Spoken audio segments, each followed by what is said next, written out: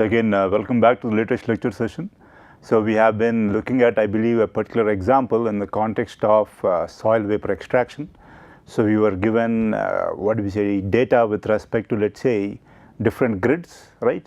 And we had, let's say, the concentration of benzene in the gaseous phase at around a particular depth, or I think 3 meters, around 3 meters, pardon me, right?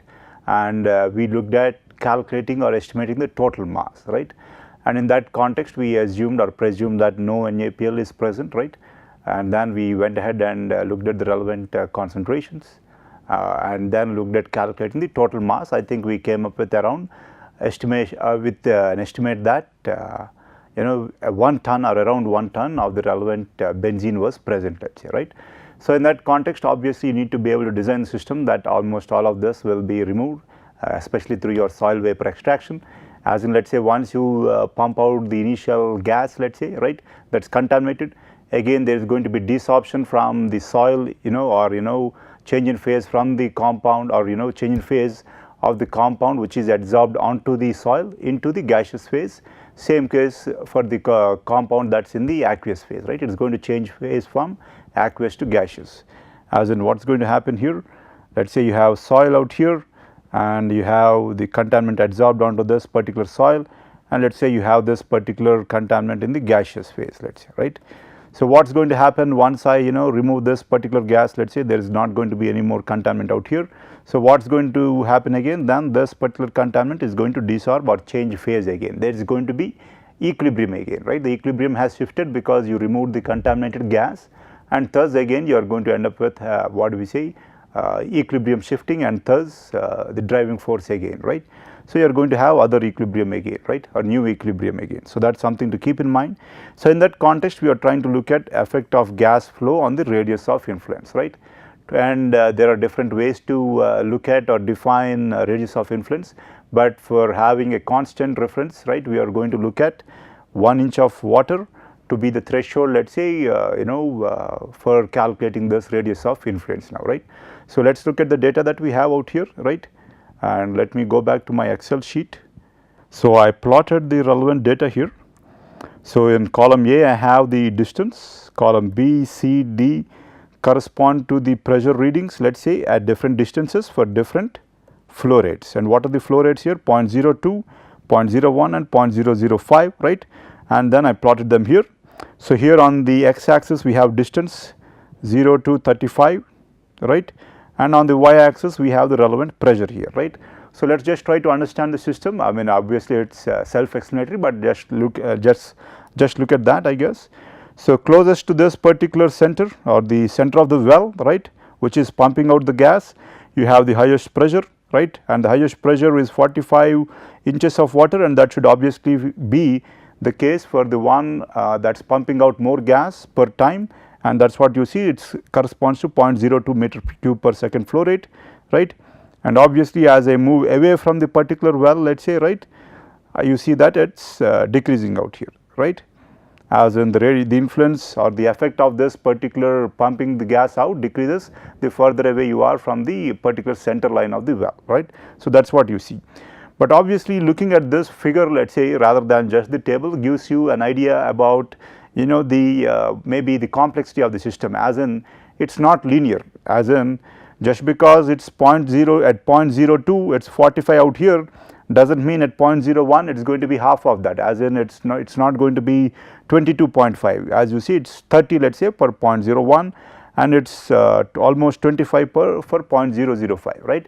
So there are different aspects involved here, right. One aspect was the viscosity of air, certainly that is something that we had data for, but is not really required, but you can use that to understand the system here, right. So obviously you need multiple data for multiple sets of data for different wells at different distances. Again, even with distance, let us say, it is not as if it is linear now, if it is linear you just have a straight line now from here to here, but you see that is not the case, there is a drop out here and then it is relatively more linear, right. So 2 or 3 different scenarios are playing out here. So it is certainly not linear, right. So that is something to keep in mind, and that is the reason why one needs to go in for, let us say, measurements at different or looking at different variables, right, like flow rates and the distance here, right. So this is what we have out here, right. So here what is it that we are looking at? We are looking at that particular what do we say flow rate, let us say relevant to the not particular flow rate, pardon me, the distance at which let us say the pressure is at least 1 inch of water. So, let us look at that. So, if the pressure is somewhere out here and 1 inch of water is somewhere out here, so we need to draw that particular case and look at it.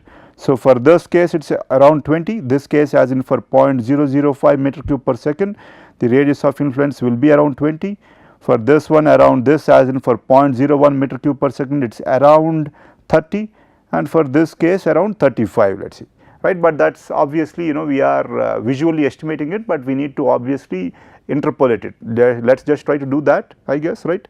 So, we will try to do that for one particular case, but I guess I will need to switch from one data to the other. So, I will just try to do it for one case 0.02 meter cube per second, right. I think we have the case for let me look at the data here once. So, this is it, and at 35 it is 1.5, right, and at 30 it is 3.1. So, maybe let me do it for this particular case 0.01, obviously it can be used for both the cases, right. At 30 it is 1.2 and at 35 it is 0.5, let us say, right. Let me just write that down. At 30 it is 1.2 and at 35 it is 0.5, right, and at 35 it is 0.5 and 30 1.2, right. And obviously I want to know what is the case or at what distance is it that I end up with 1 inch of H2O, right. So, at 30, so it obviously will be the distance will be between 30 and 35, and let us try to calculate that, I guess. So, right. So, that is going to be equal to 30, right, and what do I have here, the difference 30 plus 35 minus 30, and the difference in pressure in that case is 0.5 minus 1.2, right, into what do I need it for though, for 1 minus 1.2 though, right, and with that I guess I can calculate the relevant radius of influence for the 0.01, let us say. Same case I can do that, interpolate per 0.02, I need to extrapolate obviously, but use the same scale there and more or less go ahead and estimate my particular value here, right. And so, this will be the radius of influence for q equal to 0.01 meter cube per second, let us say, right, and I believe I plotted that out here.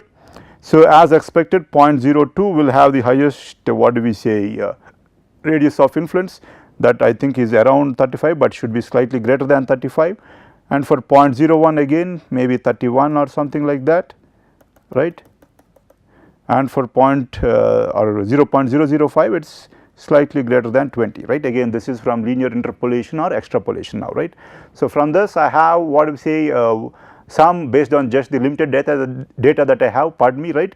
I have the relevant effect of gas flow on the radius of influence of the relevant well, right. So, that is what we see out here, let us say, right. So, from here we are going to use this particular data again later on when we are going to look at the placement of the well, right. So, what do we have here? I think we are supposed to look at calculate, let us say, what is the placement or where do I place the well, right, and how many wells and so on, let us say, right. So, let us look at the grid that we have, right. I think we have a square, right. This is the top view obviously, right, that is 40 meters by 40 meters, right, 40 meters by 40 meters. So, let us say if I look at a circle that inscribes this particular square, right. So, I have this particular square and let us say this is the center of this particular well, let us say, right, and let me look at what I am going to have, right. So, I can calculate this particular diameter or the radius in two ways, right. I know that this is 40, this is 40, and then get this accordingly, let us say, right, and then calculate the radius, or let us say I know that this is 20, right, and in this case this should also typically be 20, this is 20, this is 20, right. Now, I know this is 20, 20, the angle is 45 degrees here and 90 here and 45, 45 and 90 degrees. So, the ratio of the relevant sides will be 1:1:2 root 2, right. So, from that let us say if these sides are in ratio of 20:20, then this has to be root 2 times 20, right. Root 2 is 1.414, right, into 20, that will be approximately equal to 28.5 0.28 meters, let us say, right. So, what are we calculating here? We just calculated the radius, let us say, that is required to be able to cover this entire area now, right. So, if we have a radius of influence approximately equal to this 28.28 meters, I can then cover this entire area. Let us look at where that comes out to be.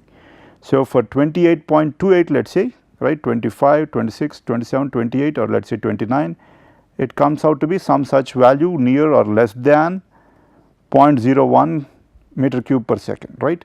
So, I can choose one well, just one well with this particular gas flow. I can obviously interpolate that again with this particular gas flow, right, and just place that in the center of the well, right. And the way that we are defining the radius of influence, how did we do that? We defined it as that particular area, let us say, or the radius, let us say, which will see to it that the system has or exerts at least 1 inch of water pressure, right, in that particular what do we say area now, right. So, from that context we saw that we need for a radius of 28 or 29 meters, we just need 0.009 meter cube per second now, right.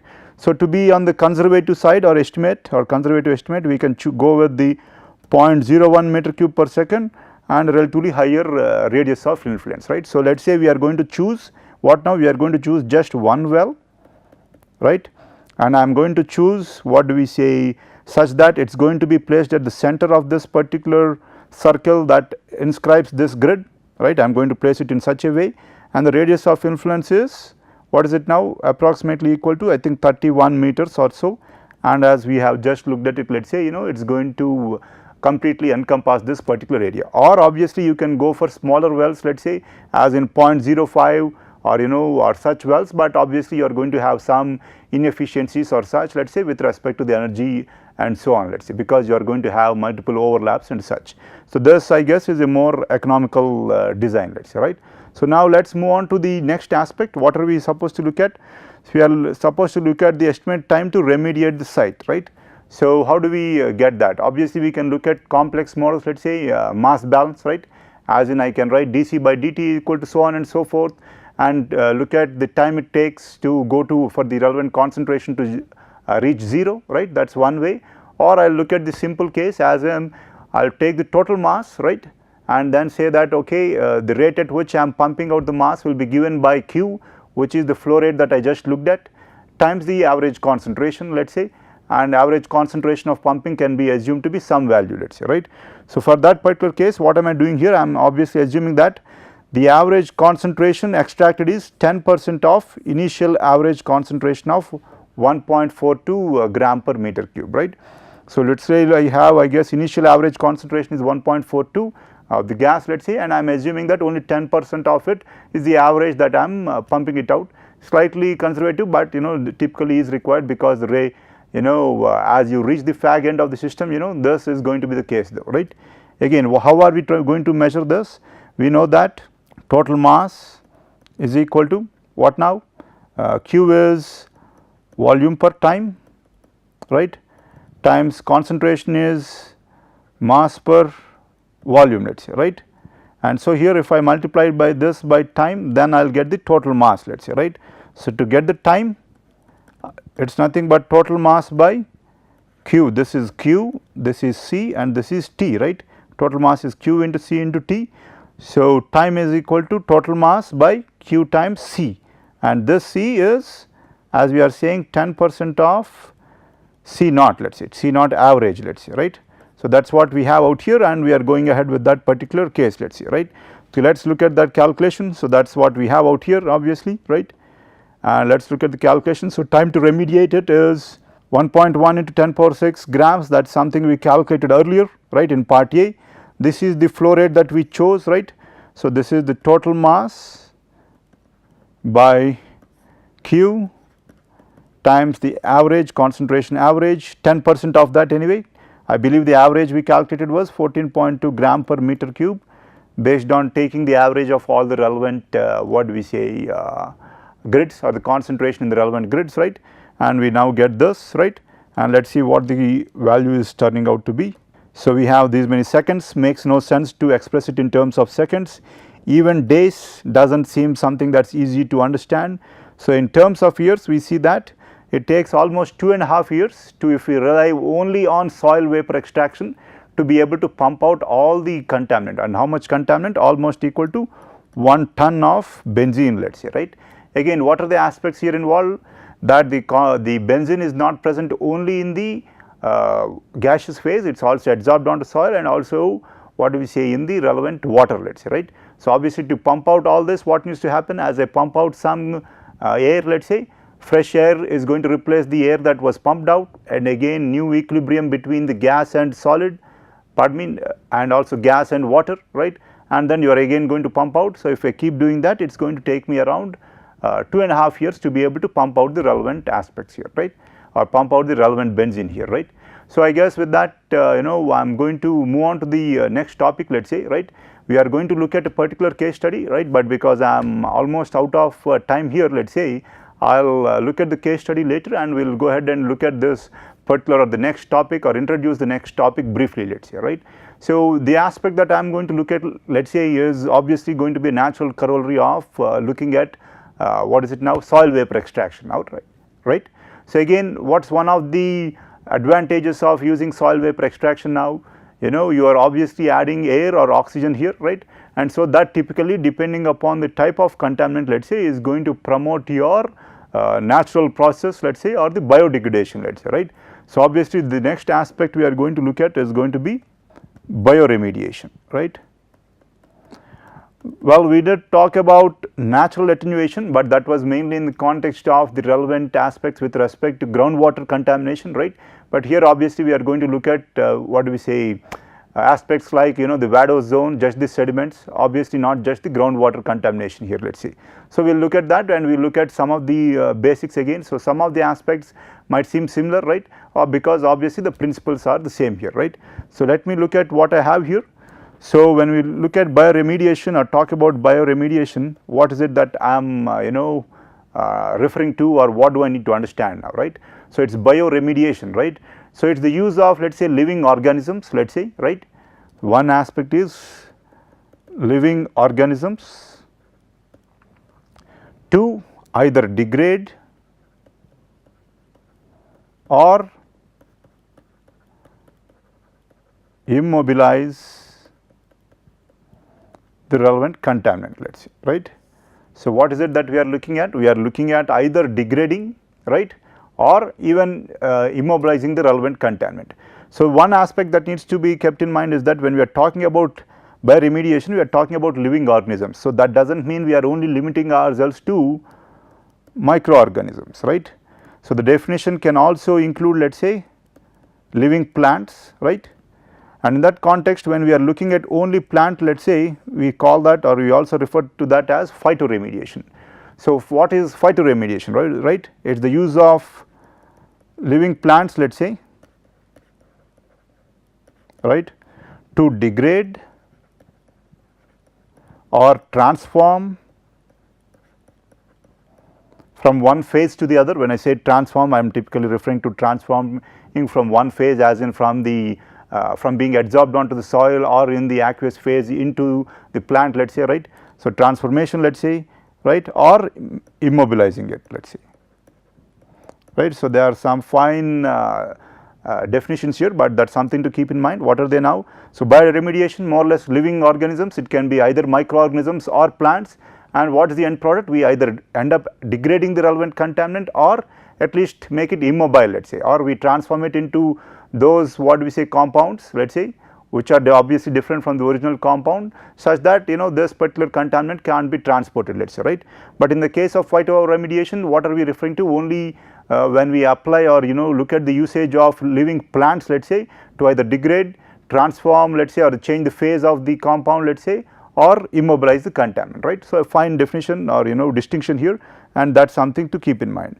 So, typically when we look at what do we say, biodegradation, let us say, we are looking at, let us say, obviously as the name indicates, degradation, right.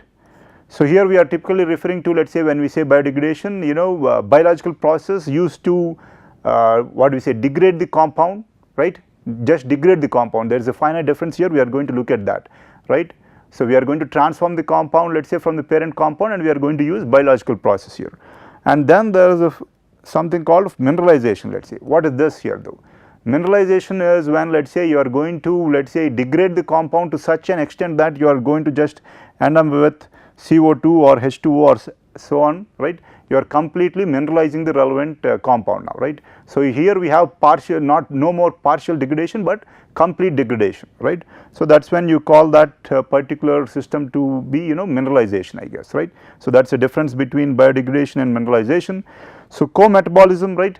For example, let us say, why is it that microbes want to, facilitate the degradation of various, contaminants or such, right, because they want to derive energy, right, and for that they use their enzymes, let us say, right, and enzymes typically, again for their metabolism they require this. But when we say co-metabolism, let us say, there are cases when by error, let us say, due to the shape of the contaminant or such, degradation does take place, let us say, right, but the energy from that particular degradation is not what we say used by the relevant microbe, let us say, right. So, in that context we refer to it as co-metabolism, let us say. So, bioavailability, let us say, it refers to the interaction of the relevant compound, let us say. When I say interaction, it also means, let us say, the degradation, let us say, of the compound or any toxic effects of the relevant compound on the relevant bacteria too, or microbes, pardon me, right. And such cases, let us say, these interactions of this particular compound, let us say, and even the transport of the contaminant, it is not just limited to only transport to my understanding, right. There are other aspects involved too, like what is it now, the toxicity or the effect of the toxicity of this contaminant to the microbe, right, and its ability to degrade and so on and so forth. They come under the category of bioavailability of the relevant compound, let us say, for the relevant microbes now, right. So, consortium is, I believe, when you have different mixtures of or different types of microorganisms present, and you typically call that as a consortium, I guess, right. So, let us move on.